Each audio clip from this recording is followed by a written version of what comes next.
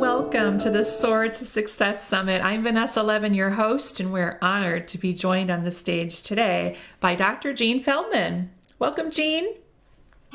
So happy to see everybody. We are so excited to have Dr. Jean here. You are in for a real treat.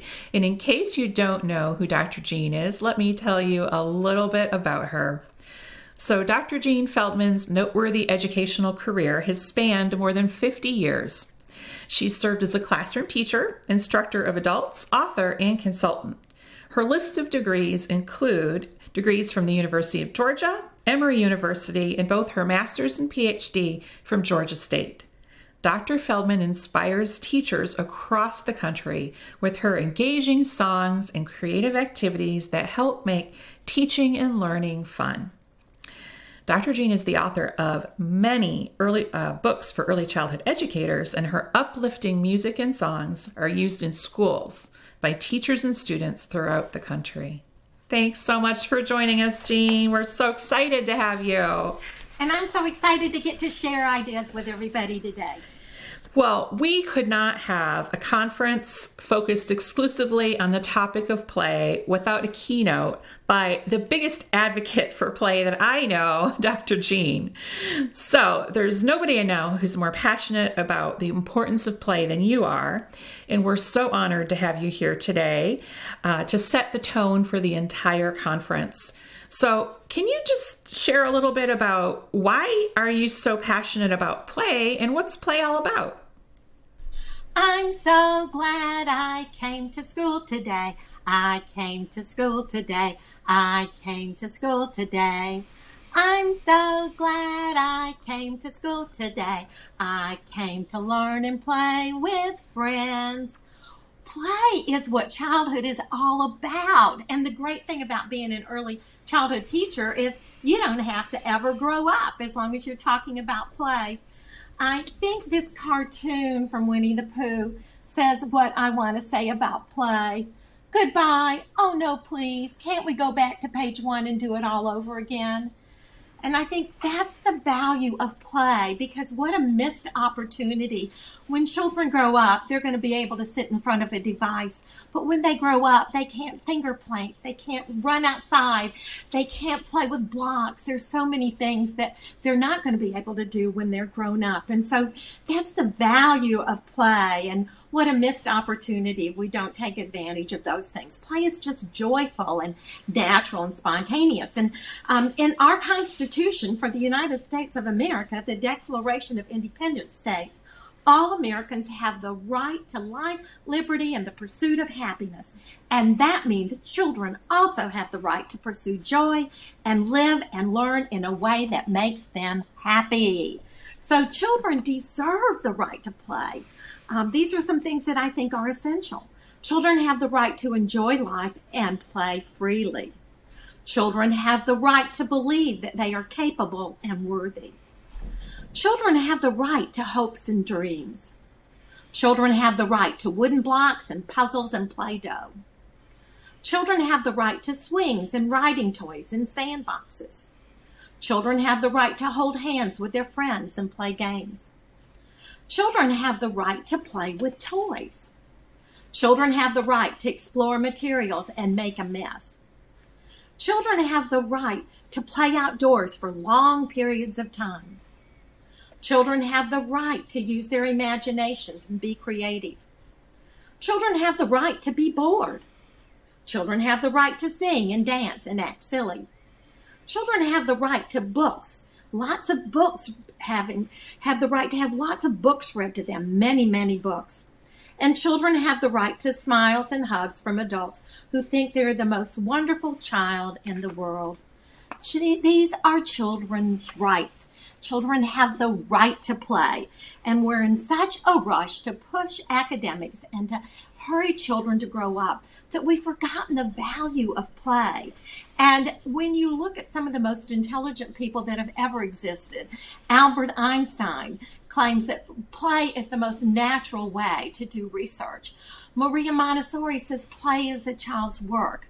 all of our experts, once they're grown up, they look back and they see the value of this play in their lives. And one of the things I keep saying to people is that children have the right to play.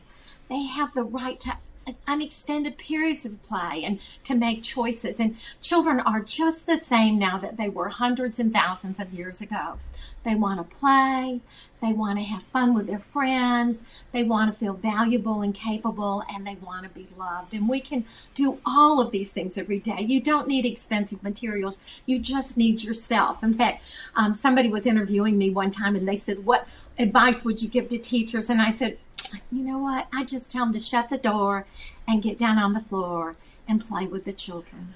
Now, there are many, many different types of play, and one advantage of coming to this conference is that Vanessa has so many excellent speakers to tell you more specific things about learning to read through play and playing with sensory materials and things like that. But I really wanted to give an overview today, and I want to talk about the 4 stages of play. Now, before I do that, though, I always like to go to the dictionary and find out their definition of play. So, Oxford definition of play, it could be a verb, engage in activity for enjoyment and recreation, rather than a serious or practical purpose.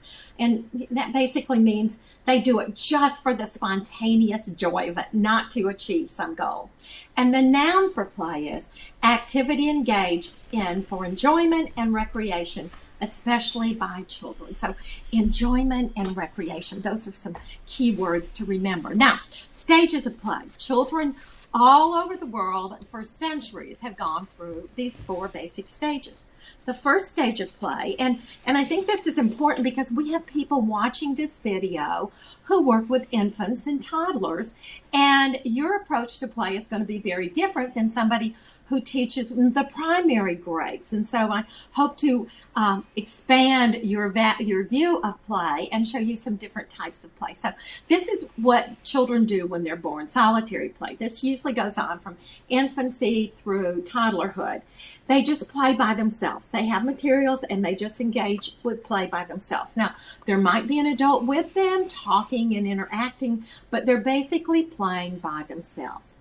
Now, when they get to be about 2, they begin to engage in parallel play. Now, parallel play, they're sitting side by side, but they're each doing their own thing. And that's why with 2-year-olds, it's important to have duplicates of toy, because the 2-year-old's thought is what I have is mine and what you have is mine too. So you have duplicates of toys. They can each pursue their own little interest side by side.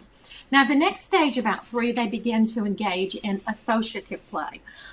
They're playing with materials and they begin to talk to each other, but there isn't a lot of cooperation. About the age of 4 or 5, that's when you get that cooperative play, and they actually work together, they talk, they make plans, and they cooperate when they play. Now, there are some basic types of play. One of the types of play that we hear a lot about is free play. And free play is just like what it sounds. It's when you take them out on the playground and they can do whatever they want. It's like when they walk in your classroom in the morning and the centers are all set up and they can do whatever they want in blocks or dramatic play. It's very open. So free play is important. Next type of play is structured play. And that's usually play with an adult, with a teacher. And there's rules and there's some sort of reason that you're playing the game, and you have to take turns. And structured play is great for some of the skills that you want to work on with the children. And then another type of play that we're hearing more and more about now is purposeful play.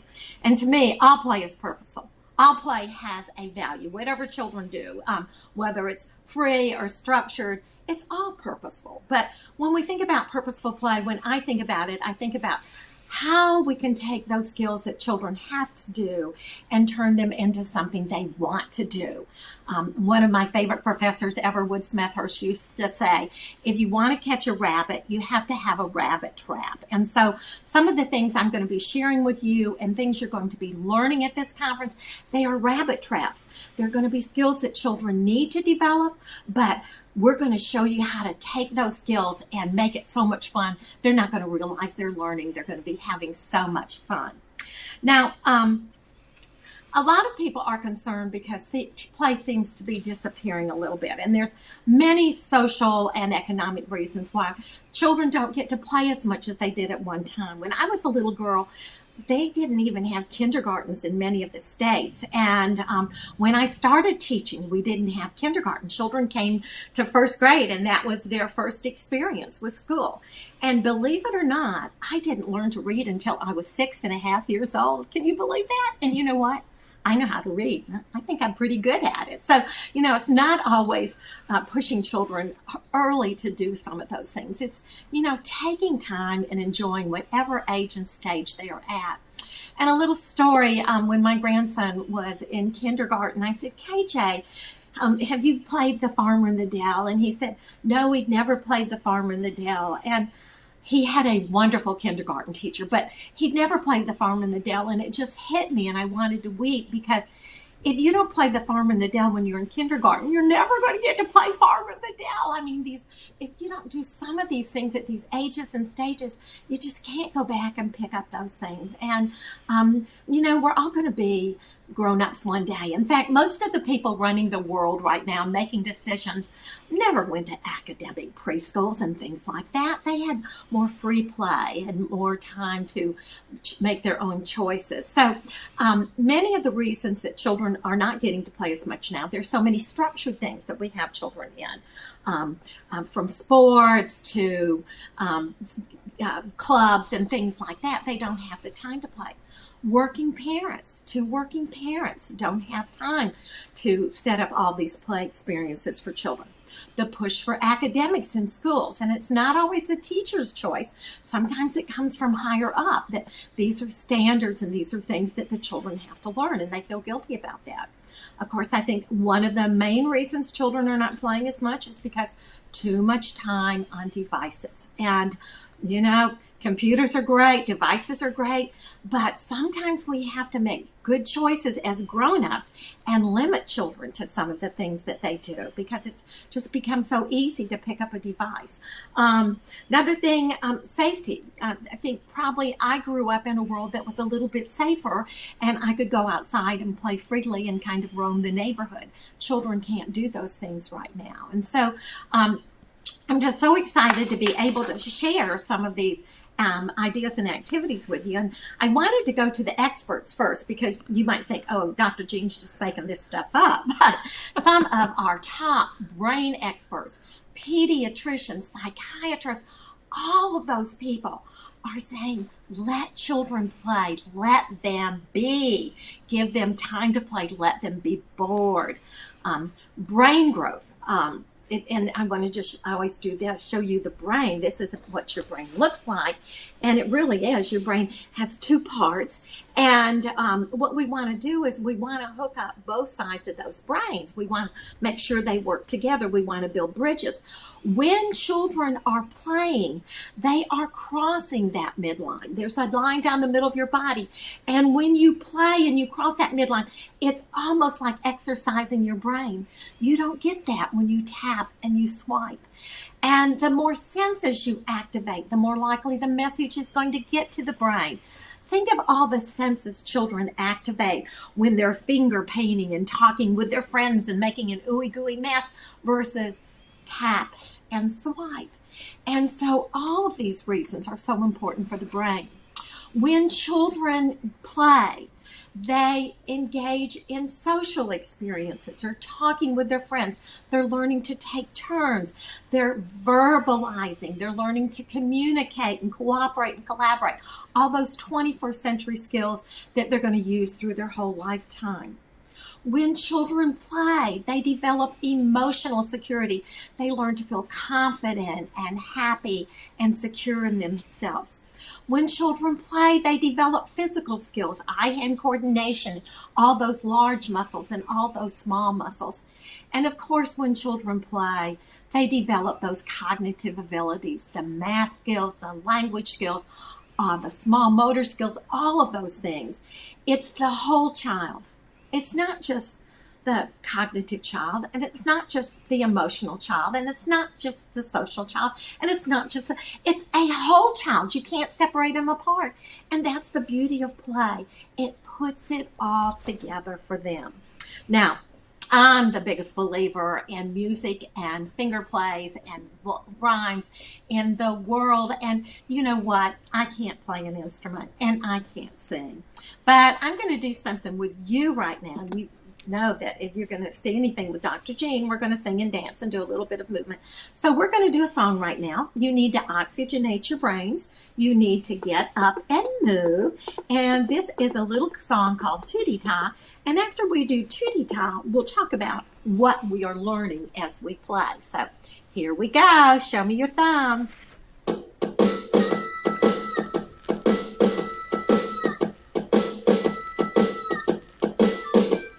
A tootie ta, a tootie ta, a tootie ta ta. You say it. A tootie ta, a tootie ta, a tootie ta ta. Thumbs up. Thumbs up. A tootie ta, a tootie ta, a tootie ta ta. A tootie ta, a tootie ta, a tootie ta ta.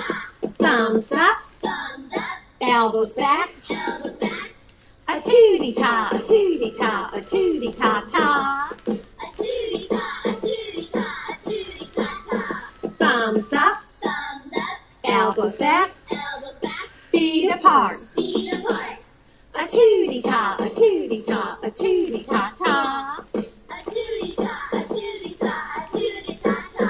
Thumbs up. Thumbs up. Elbows back. Elbows back. Feet apart. Feet apart. Knees together. Knees together. A tootie ta, a tootie ta, a tootie ta ta. A tootie ta, a tootie ta, a tootie ta ta. Thumbs up. Thumbs up. Elbows back. Elbows back. Feet apart. Feet apart. Knees together. Knees together. Bottoms up. Bottoms up.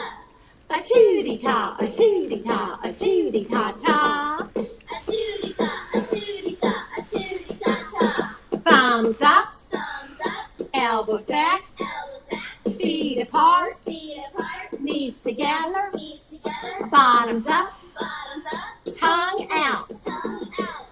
A tootie ta, a tootie ta, a tootie ta ta. A tootie ta, a tootie ta, a tootie ta ta. Thumbs up. Thumbs up. Elbows back. Elbows back. Feet apart. Feet apart. Knees together. Knees together. Bottoms up. Bottoms up. Tongue out. Tongue out. Eyes shut. Eyes shut. A tootie ta, a tootie ta, a tootie ta ta. A tootie ta, a tootie ta, a tootie ta ta. Thumbs up. Thumbs up. Elbows back. Elbows back. Feet apart. Feet apart. Knees together. Knees together. Bottoms up. Bottoms up. Tongue out. Tongue out. Eyes shut. Eyes shut. Turn around. Turn around. A tootie ta, a tootie ta, a tootie ta ta. A tootie ta, a tootie ta, a tootie ta ta. Woohoo! That was so awesome! Kiss your brains. Now, some adult might come in your classroom and see you doing the tootie ta, and they think, why are you doing that stupid song? Well, let me tell you what they're learning with tootie ta. First of all, we were developing language skills, oral language. Tootie ta, tootie ta, tootie ta ta. That's phonological awareness. That's an awareness of sounds.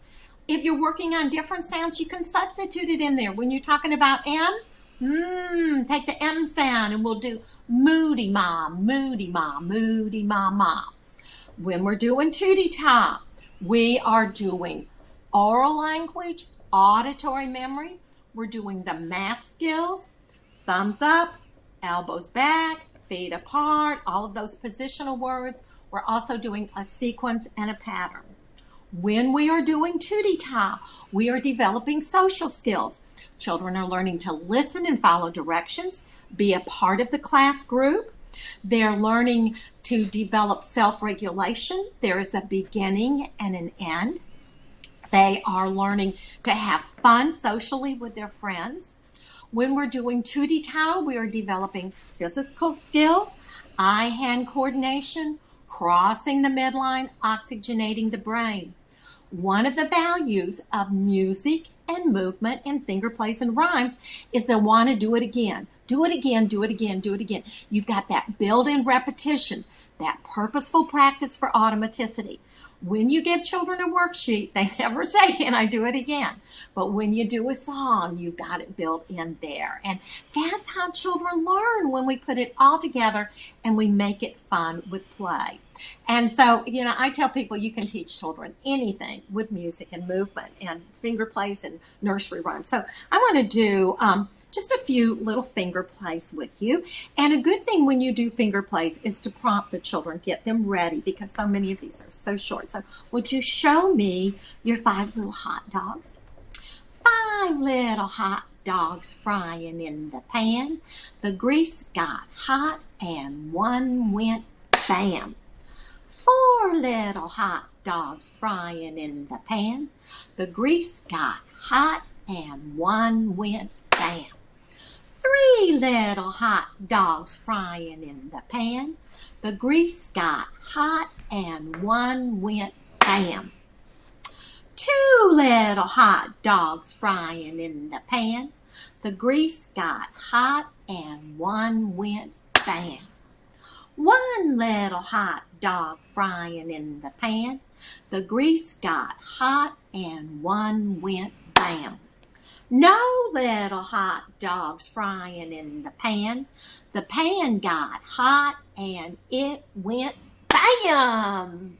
Now, what are kids learning with that? I'm telling you, if you did a brain scan, their brains would be lighting up like a Christmas tree with something like this. Look, small motor skills. And some of your children are not using their fingers at home, and they can't make their fingers work. So just so good for the brain and small motor skills. They are learning to count. And one of the things that we know that we can do with young children is this 5ness and 10ness. When they understand 5 and 10, they're ready to do more advanced math. And we're doing subtraction, and we're doing oral language, and just playing and having fun. And one of the things I suggest that teachers do with these finger plays and these songs, there will be times in the day, these transition times, when you can't think of anything to do. The kids are just sitting there and you're like, duh, what do I do? Well, if you will take the different songs and nursery rhymes and things that you do, and as you learn them, you say, oh, we learned the new finger play, the apple tree. Put the words on a CD, put it in the jukebox. And when you can't think of anything to do, or you've got a transition time, you give the child a pretend quarter, and they get to go in the jukebox, and they get to pull out a finger play or rhyme or song. You'll always have something fun to do. Another way that you can do this is with your little lollipops, that you can put finger plays, nursery rhymes, songs on these when you've got a few extra minutes. Instead of having the children get in trouble, entertain them with one of these finger plays and songs. Let me do another little finger play with you. This one is so good for social emotion. Will you show me your 10 little fingers, and would you repeat after me? I've got 10 little fingers. I've got 10 little fingers, and 10 little toes, and 10 little toes. 2 little eyes, 2 little eyes.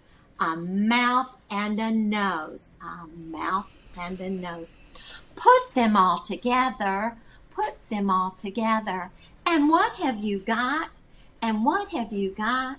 You got me, baby. You got me, baby. And that's a lot. And that's a lot. Do you see how good that is for oral language and also for the sense of self? We forget that children get knocked down so much by brothers and sisters, or maybe they've done something wrong, or that we need to build them up, and play is a way to build them up. Now, you will notice that everything that I do, you're going to have to add the magic. I don't have anything special at all, but what you've got to do is you're the one that's going to add the magic and pull the children in. I can do a finger play like this. Repeat after me. King Kong, King Kong was just a teeny tiny monkey, was just a teeny tiny monkey compared to my love for you. King Kong was just a teeny tiny monkey compared to my love for you. I love you day and night. My love is out of sight. King Kong was just a teeny tiny monkey compared to my love for you. Now, who wouldn't want to do that with me? But what if you do? King Kong, just teeny tiny monkey. No, they're not going to want to do it with you. You've got to be part actor or part actress if you're a teacher. And, you know, we all have good days and bad days, but you are on stage in that classroom and you just got to fake it till you feel it. And you can, I've seen teachers take a box of styrofoam and turn it into the most exciting science experiment in the world. It's all your personality and your magic and your enthusiasm that pulls kids in. So absolutely love finger plays. I have free videos where I do all of the finger plays. And I would suggest, you know, you take one each week. Work on it each week, put it on an index card at the end of the week, punch a hole in it, put it on a book ring. Next week, do another one. Next week, do another one. And you know what? Within no time at all, you're going to have a whole ring full of rhymes. And what happens with the stories and the rhymes is they get stored in the brain in dark, deep places. And there are people with Alzheimer's and dementia that don't know their own children. But you know what? They remember nursery rhymes. They remember little church songs they sang when they were little. They remember all of those things. And so what a beautiful thing to give children some of these rhymes. Now, let me do some nursery rhymes with you. And people say, oh, nursery rhymes are stereotypic. And yeah, you know what? Kids don't hear that. They hear the surface level. They just hear the fun of it. And so here's a little tune that you can use for all nursery rhymes. I'm not going to tell you what this tune is. I'll see if you can figure this out. Humpty Dumpty sat on a wall. Humpty Dumpty had a great fall. All the king's horses and all the king's men couldn't put Humpty together again. Little Miss Muffet sat on a tuffet eating her curds and whey. Along came a spider and sat down beside her and frightened Miss Muffet away. Little Boy Blue, I think you got it. I could play all day long with those nursery rhymes. And if you don't know them, you need to know them. And you can find them on the internet. They're all free. But when we do those nursery rhymes, that tune was 99 bottles of Coke on the wall or Pop on the wall. You can sing all nursery rhymes to that tune. And did you see how I clap my hands? If you clap your hands like this, you get both sides of the brain going. And so it's a good thing to do.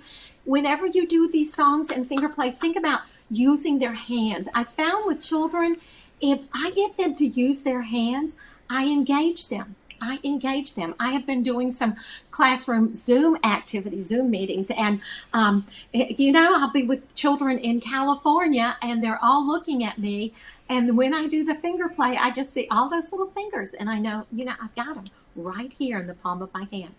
Now, there's another tune that you can use to sing the finger plays, and this one is a Yankee Doodle. And so we used to do something called back and forth. It's where you rock on one foot and then the other foot, and this, again, is a very good physical skill. And so see if you can do this with me. Get on your little pony. Jack and Jill went up the hill to fetch a pail of water. Jack fell down and broke his crown, and Jill came tumbling after. Little Miss Muffet sat on a tuffet, eating her curds and whey.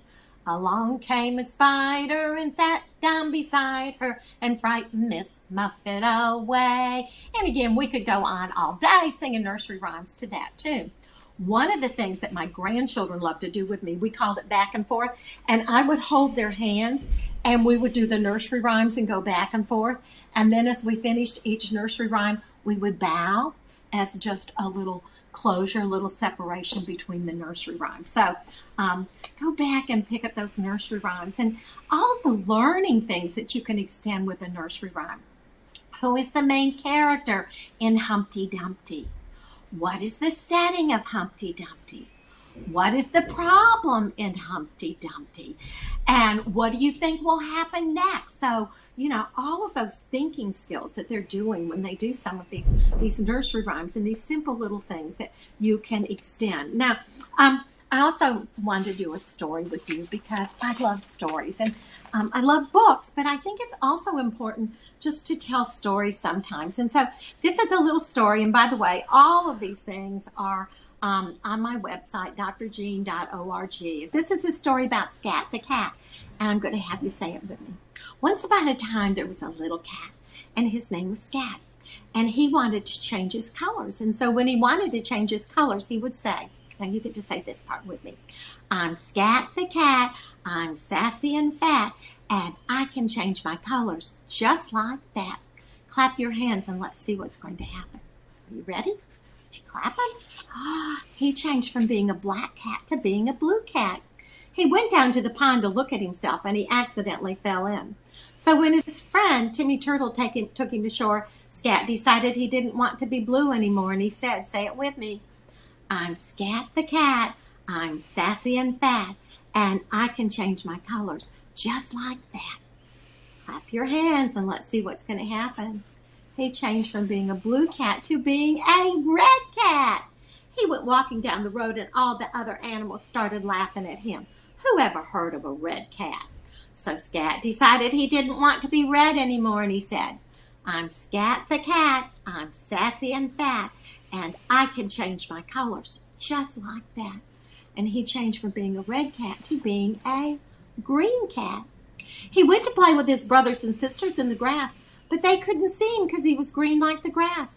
So Scat decided he didn't want to be green anymore, and he said, I'm Scat the cat, I'm sassy and fat, and I can change my colors just like that.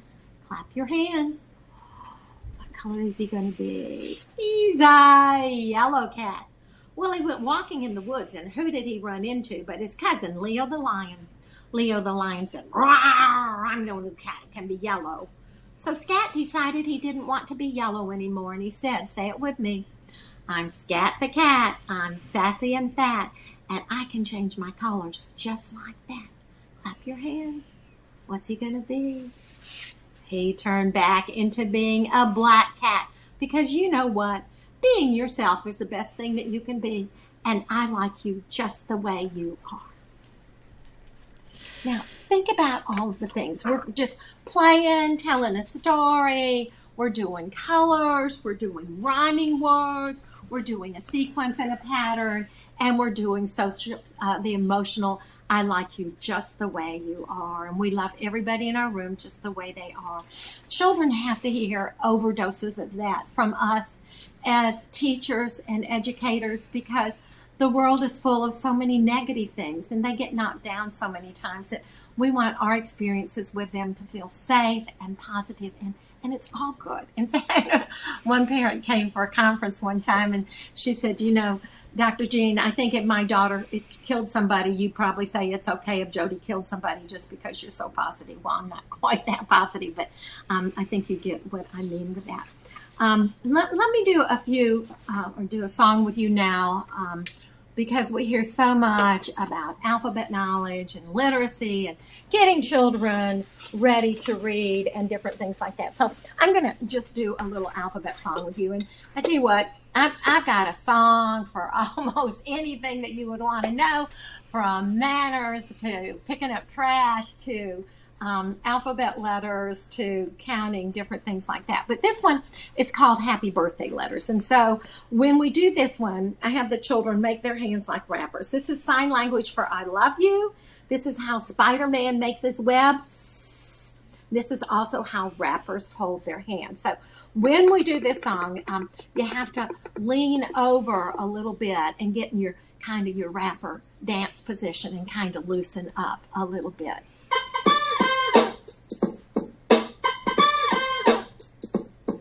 Yo, A, it's your birthday. Let's all read like your birthday.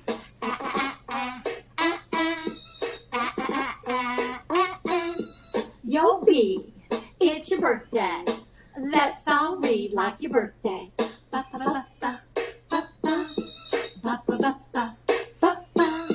Yo, C, it's your birthday. I think you got it.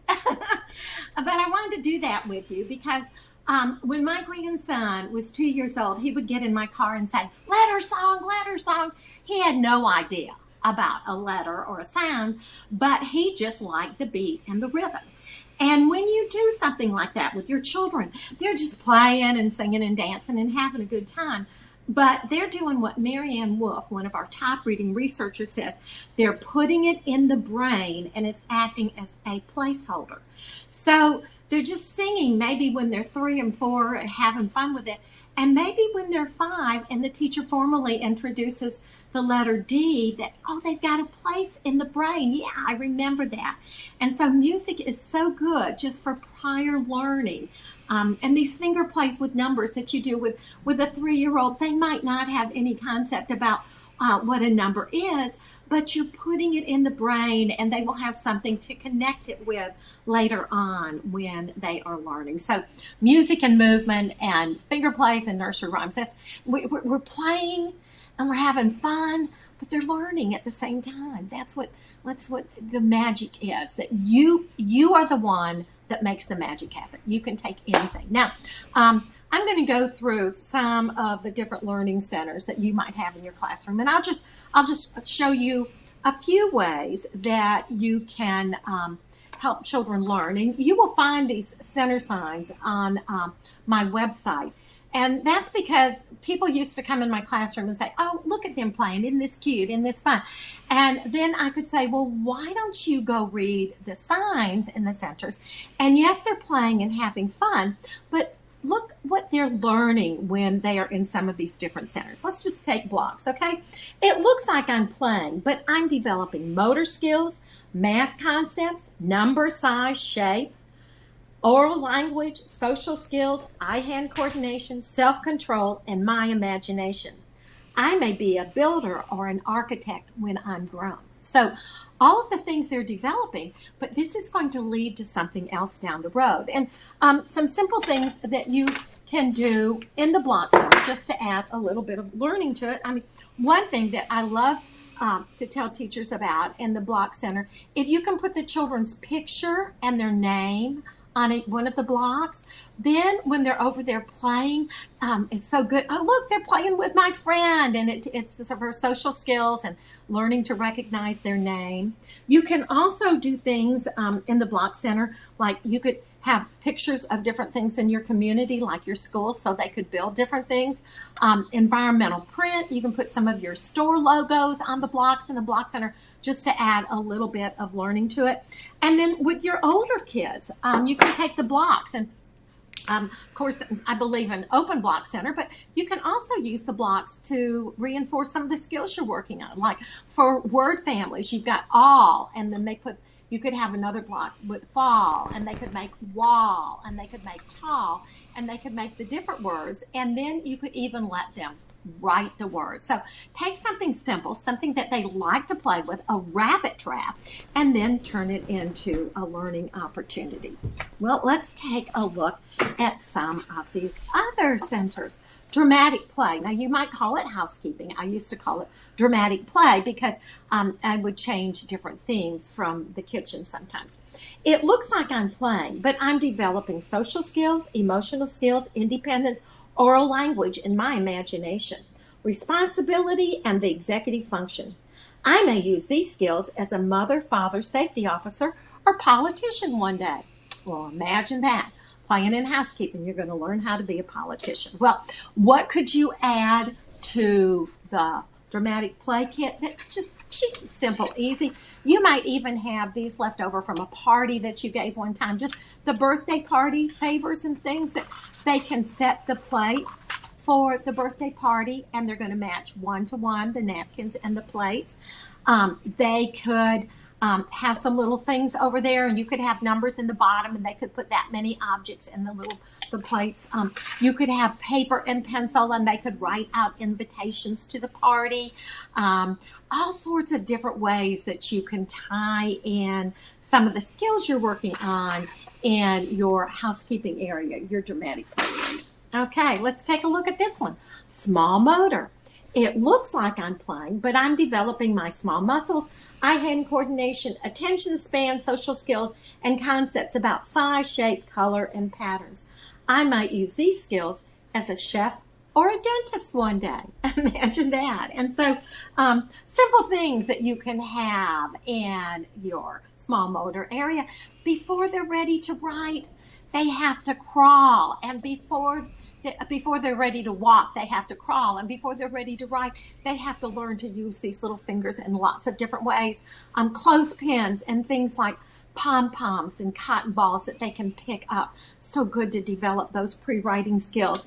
Another thing that you can do, you can make your own sewing cards, just cereal boxes or old birthday cards, and you punch holes in them and then children can sew them. And of course, there's nothing like putting cereal and pipe cleaners and letting them make bracelets or make bird feeders. All those things. They're playing and they're learning at the same time.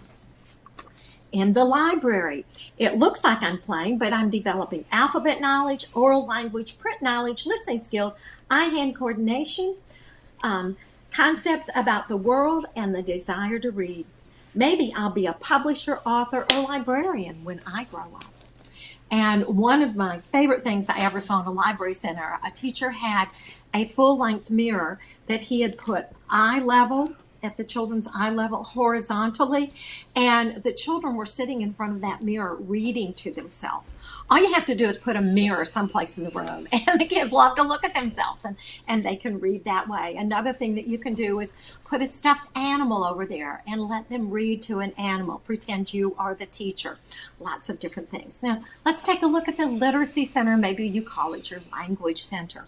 It looks like I'm playing, but I'm developing oral language, alphabet knowledge, print connections, phonological awareness, visual skills, book knowledge, and motivation to read. No matter what I become when I grow up, it will be important to know how to read. And so I've got some games that you could put in a literacy center, a language arts center. Look at this one. This one is a little teddy bear game. And so this one is with rhyming words, and they take the little shirt and they match the shirt with the rhyming word on the bear. So we've got a mouse and a house, and they put it on the bear, and then they clothespin it there. Now, isn't that more fun than doing a worksheet? Now, and you can take a simple little game pattern like this and use it for any skill. Maybe you're working on color words, so they match the word with the bear and then clothespin it on him. And with your younger children, just matching the blue shirt with the blue bear, the red shirt with the red bear, color matching, that's a good thing. Maybe you've got some kids that are ready for beginning sounds, and so you would have the picture of like the boat, and they match the shirt, the bee with the boat, and they clip it to him. So lots of games you can put in the literacy center. Also, I love this little pony game where they take the legs of the pony and they put the legs on the pony, and then they match the saddle with the pony block and sock. And again, it could be uppercase letters and lowercase letters. It could be numbers and dots on the pony. Any skill that you're wanting to work on, turn it into a game. They'll play it again and again and again. It's something they can do with a friend, and they can reinforce each other. That's one of the best ways to learn, is having a child who's already mastered a skill work with a child who's trying to develop it, and they can reinforce each other that way. And then magnetic letters. I mean, how could you do without magnetic letters? I call these letter pops. And so I just glued magnetic letters to jumbo craft sticks. And the children can take these, and when they're in the library, they can take a letter pop and they can find that letter in the book. They can walk around a room and find this letter. They can find things that start with this sound. All sorts of different hands-on things that you can do in your literacy center. All right, let's take a look at science.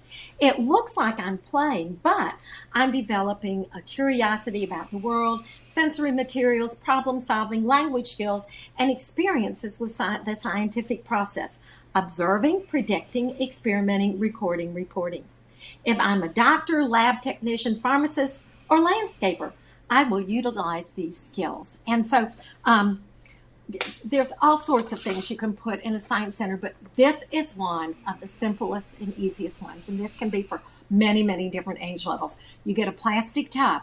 you go out to a natural area near where you live and you just collect things, leaves, pine cones, nuts, whatever it might be. You collect it and you put it in the tub, and you put a magnifying glass and maybe a magnet and maybe a field guide, maybe paper, pencil, and the children get to be naturalists and they get to look through here and find different things.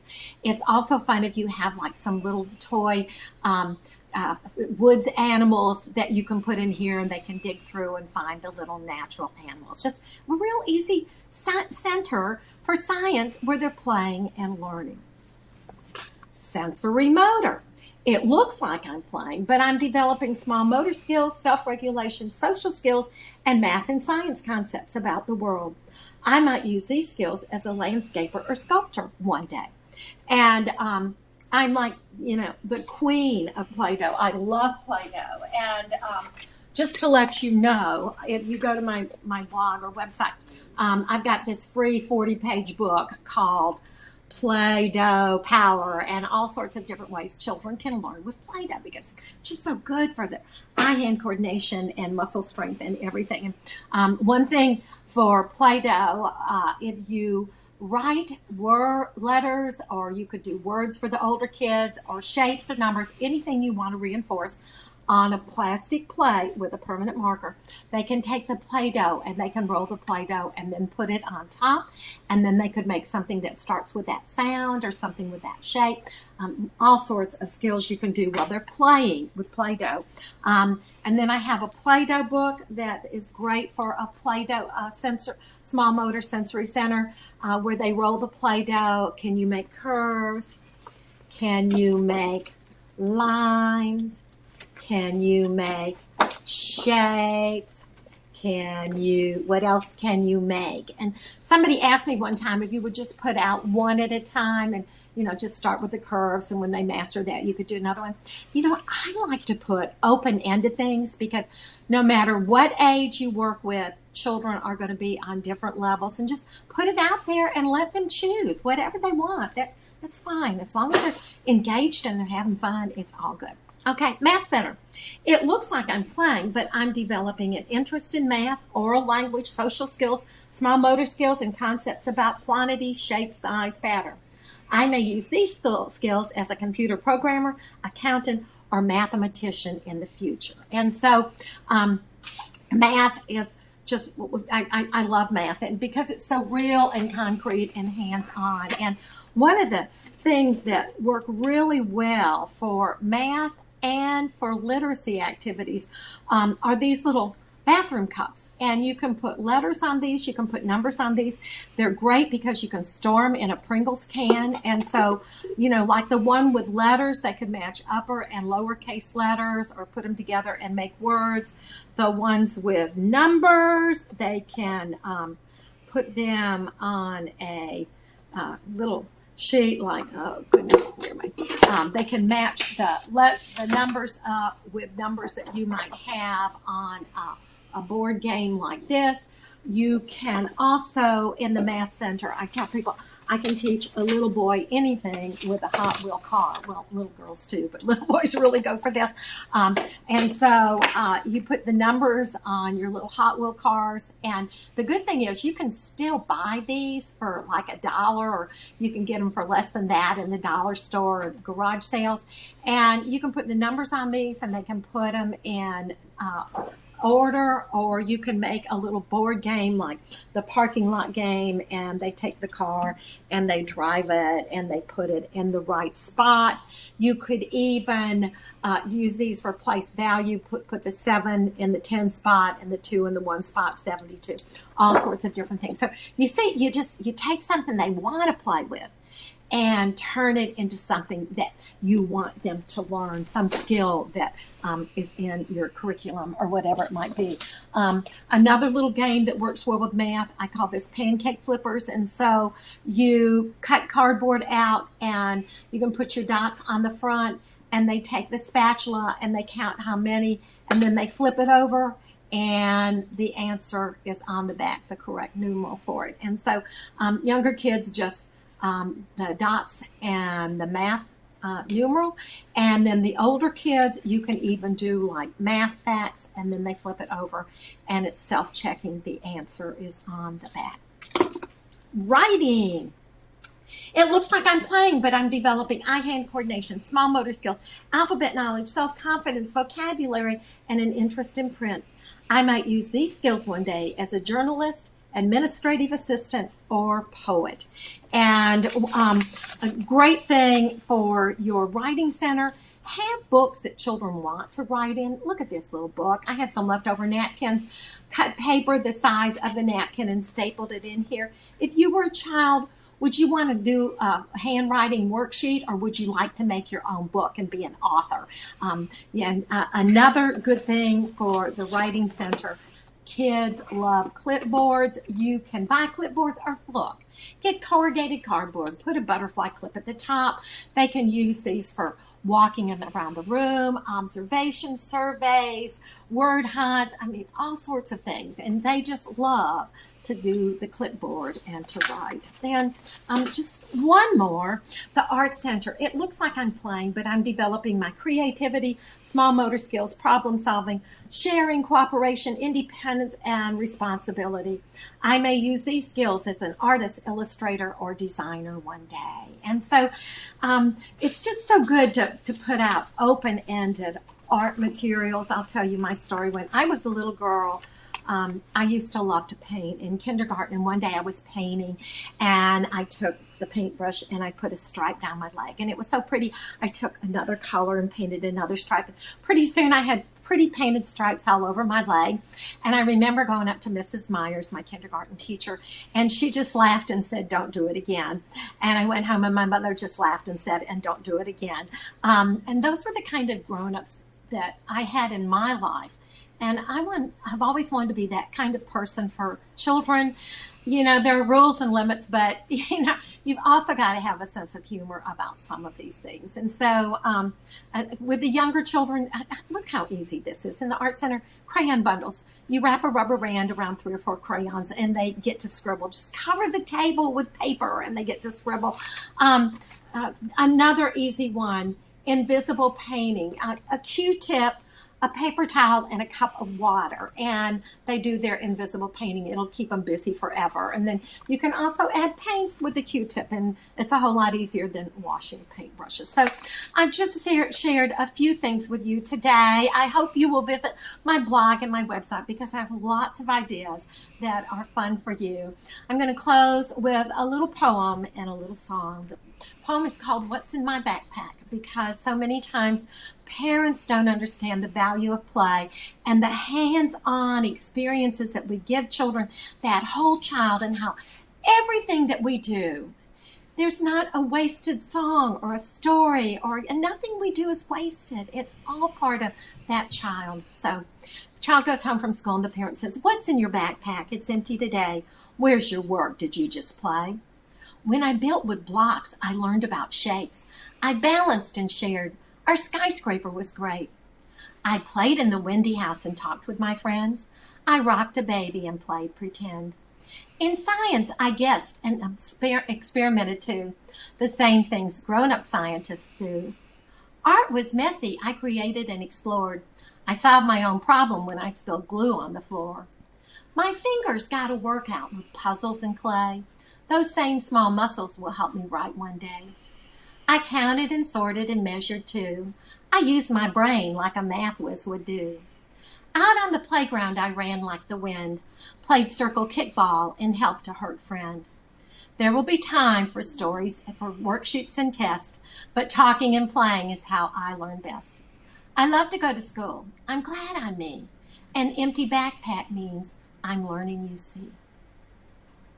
May there always be sunshine. May there always be blue skies. May there always be children. May there always be you. May there always be stories. May there always be music. May there always be teachers as special as you. Take care. God bless. Never grow up. Keep on playing. Wow, Jean, that was so amazing. And, as you were talking, I wanted to mention a few things because I'm not sure that you really understand what a huge impact you've had in the lives of millions of children all around the world.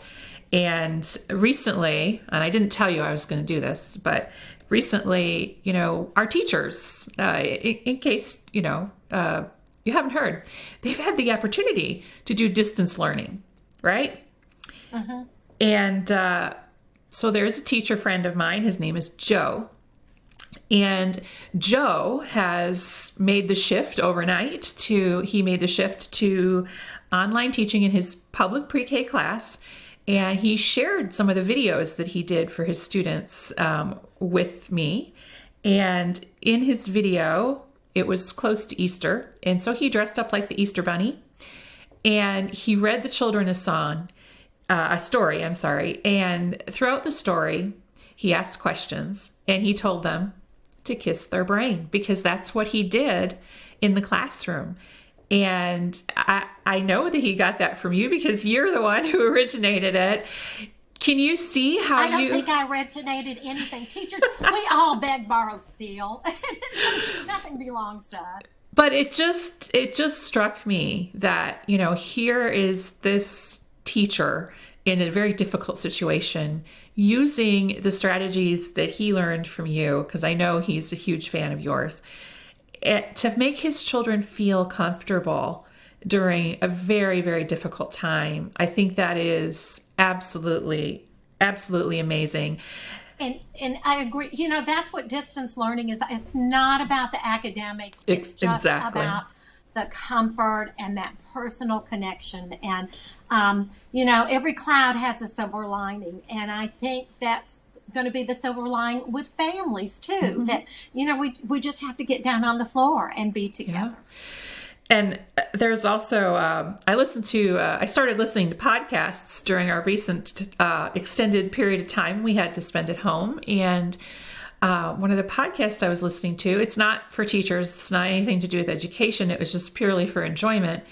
But the podcast host has a sister who teaches kindergarten.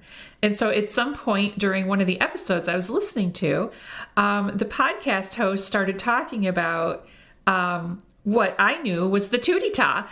And she was talking about her kindergarten teacher sister doing the Tootie-Ta with her class, but she couldn't remember the words to the song. And I was screaming at my phone, because that's where I listen to my podcast, it's the Tootie-Ta!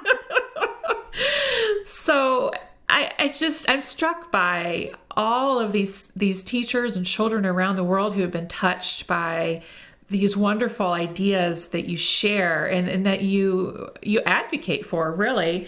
Well, and even, like the banana dance, that's gone viral with the teenagers and why, Right. It's just, that shows you the power of music. Yes. It gets in the brain, and it makes you feel good. And when you sing, your brain emits endorphins. It makes you happy. Yes. And I received an email this morning from a teacher who, during distance learning, she, of course, as all teachers, was trying to make this very difficult time easier for her students. And so she asked them what song that they knew from her class that they would like to sing during their distance learning class. And you talked about the importance of nursery rhymes during your session today. And one of her little students said, I want to sing The Muffin Man. And that just, that meant something to him. And so she just let them go around and choose. And the fact that he chose a nursery rhyme was just so, it just goes to speak to how much, we undervalue sometimes what we do, how these little tiny things can make such a huge difference in the lives of the students that we teach. It gives them confidence and security that we are living in such a crazy world, but the Muffin Man is always going to be the Muffin Man. I know. It's something to hold on to. So I want to thank you again, Dr. Jean, for being with us today, and to all of you who tuned in. Don't forget, if you want to continue the conversation with Dr. Jean or see any of the ideas that she's over for you on her website, you can go to drjean.org, or your blog. Tell us your blog URL again, Jean. drjeanandfriends.blogspot.com. And Dr. Jean and Friends Blogspot is, if there's something specific that you liked, that's the best place to go. Put it in the search engine and it will pull up. Excellent. So for those of you watching, if you would like to spend a little more time with the ideas and suggestions in this session or any of the others that you're going to listen to during this conference, don't forget you can bring those sessions home along with you, along with some of those terrific bonuses that we have. Just click the link below the video, and don't forget the prices go up the day after the conference ends. I want to thank you again for watching. Until next time, I'm Vanessa Levin, and this is Dr. Jean Feldman. It is time to say goodbye to all my friends. It is time to say goodbye to all my friends. It is time to say goodbye. Give a smile and wink your eye. It is time to say goodbye to all my friends. Goodbye, friends. Never grow up. Keep on playing.